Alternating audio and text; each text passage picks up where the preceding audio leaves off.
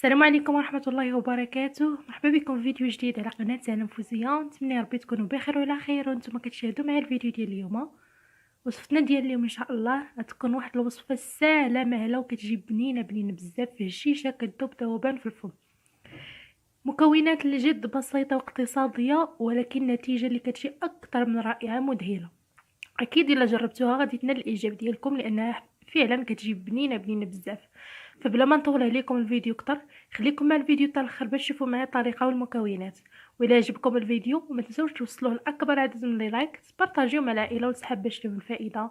وإلا كنتو كتزوروا قناتي لاول مره وعجبكم المحتوى ما تنسوش تشتركوا عندي في القناه. فرجه ممتعه. غنبدا معكم المكونات. اول حاجه غنحتاج نص كاس ديال السكر، كاس ديال المعادي من الصنبور، كاس ديال الزيت، ياغورت بالنكهه ديال الفاني، جوج حبات ديال البيض اللي كيكونوا بحراره المطبخ، حامضه وحده وسميده رقيقه اللي كتكون خاصه بالحرشه، وجوج خمارات. كناخذ هذيك الحامضه وكنحاول انني نحك هذيك القشره الصفراء ديالها فقط. حاولوا انكم ما توصلوش لهذيك القشره البيضاء اللي كتكون لداخل باش هكا ما كتعطيكمش واحد المذاق اللي هو مر في الحرشه ديالكم. من بعد ما حكيت هذيك الحامضه مزيان كما قلت لكم حاولوا انكم تحكوا كاع ديك القشره الصفراء غير ما توصلوش للقشره البيضاء باش هكا ما تعطيكمش واحد المروره في الحرشه.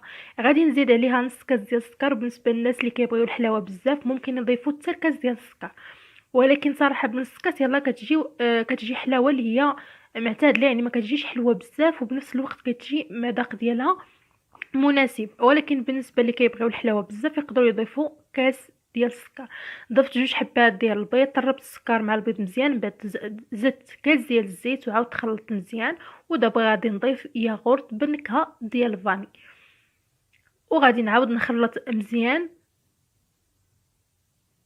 من بعد غادي ناخذ هذيك الحامضه اللي حكينا القشره ديالها غادي نقطعها وغادي ناخذ العصير ديالها. حاولوا انكم هكا تصفيوه باش ما يطيحوش لكم هذوك العظام في الخليط ديال الحرشه.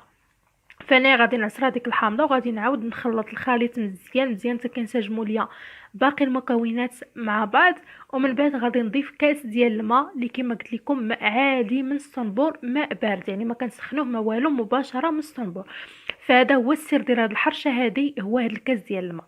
هنا من بعد ما خلطت مزيان دابا غادي نعبر معكم السميده كذلك بالكاس باش هكا نعطيكم مقادير اللي هي مضبوطه، لان بزاف الاخوات كيبغيو الكميه ديال الدقيق او ديال السميده تكون يعني مضبوطه مزيان. فهنا كيف ما ملاحظين معايا وضحت جوج كؤوس وكيتبقى ليا هنايا واحد نص كاس ما غاديش نضيفو دابا حتى الاخر تنخلط ونشوف الخليط ديالي واش باقي غادي يحتاج ولا صافي. من بعد ما خلطت مزيان دابا غادي نزيد جوج ملاعق كبار عامرين من الدقيق. غربلوه باش هكا ما يبقاوش ليكم هذوك الحبيبات ديال الدقيق في الخليط. وكنعاود نطرب مزيان باش هكا كنشوف الخليط واش باقي محتاج سميده ولا صافي. غادي نزيد جوج اكياس من خميره الحلويات او البيكين باودر وزن كل كيس 7 غرام.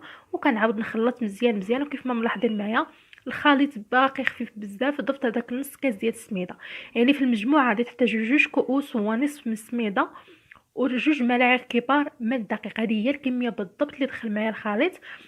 كيف ما ملاحظين معايا هذا هو القوام ديال الخليط كيف خاصو يكون، لان كما كتعرفوا السميده كتشرب، ما خاصناش نديروا خليط بحال ديال الكيك، لان الا درتو خليط بحال ديال الكيك وزدت السميده تشربات لكم الحريشه ديالكم غادي تجيكم قازحه ما غاديش تجيكم رطبه.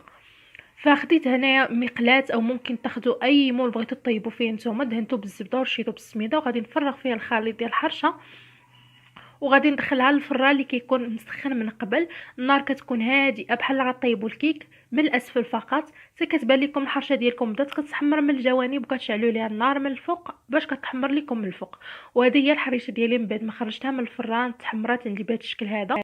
فالصراحه كنصحكم بالنسبه للحريشه او جميع الحرشات تحضروهم في هاد المقالي هادو الثقال اللي كيكونوا ديال وجده. الصراحه كيطلعوا الحرشه زوينه بزاف حسن من هادوك لي مول الاخرين. ولكن الا ما كانش عندكم تقدروا طيبوا في اي مول عندكم. بالنسبه لهاد السيرو هذا باش كنسقي او باش كندهن هاد الحرشه هذه فخديت فقط ملعقه كبيره من المربى ديال المشماش، زدت عليه تقريبا واحد 4 كاس ديال الماء ووضعته فوق النار حتى كيبدا كيغلي غير شويه وكنطفي عليه العافيه وكندهن به الوجه ديال البسبوسه. بالنسبه للحرشه فانا ما كان صراحه ما كتعجبنيش نسقيها بالسيرو بزاف، انا دهنتها غير هكا غير من الفوق كتعجبني انا تبقى شويه ناشفه، ما كتعجبنيش هذيك الحرشه اللي كتكون مسقيه بزاف بالسيرو وكتجي حلوه بزاف. فانتم بغيتو تسقيوها سقيوها، بغيتو دهنوها غير كما عملت انا ممكن. وبالنسبه للتزيين كما تنقول لكم دائما على حسب الاختيار ديالكم وعلى حسب المتوفر عندكم في المنزل ديالكم. فانا زينتها بشويه ديال الكاوكاو اللي عندي محمر ومهرمش. ممكن تزينوها غير بالكوك، ممكن تخليوها غير هكاك وتقطعوها المربعات، راه كيجي المنظر ديالها زوين زوين بزاف. واكيد المذاق علاش كاينه راه كاين.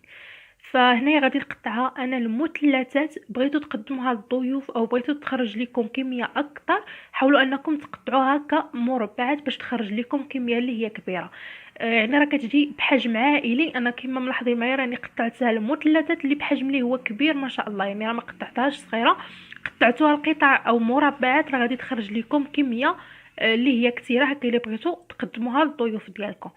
هنا قطعت معكم واحد الطريف باش كنوريكم كيفاش كتجي من الداخل. راه كتجي هشيشه بزاف، كتجي رطبه وخفيفه وكتذوب ذوبان في الفم، وكتجي بنينه بنينه بزاف. هذاك الكاس ديال الماء صراحه كيعطيها واحد الهشاشه وواحد الرطوبه اللي اكثر من رائعه، مع المذاق ديال الفانيل والمذاق ديال الحامض.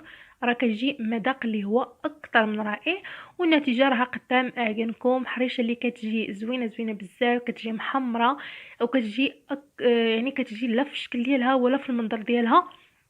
يعني كتستحق انكم تجربوها. كي الا جربتوها غادي تعرفوني علاش كنهضر. فبلا ما نبقى نشكرها اكثر، خليكم مع الفيديو حتى الاخر باش تشوفوا القوام ديال هاد الحرشه هذه. من بعد ان شاء الله نقطعها معكم. وانا بلا ما نطول عليكم اكثر، نتلاقى ان شاء الله فيديو جديد ووصفه جديده. ولا عجبكم الفيديو ما تنسوش تبارطاجيو مع صحابكم وعائلتكم باش تعمل فائده.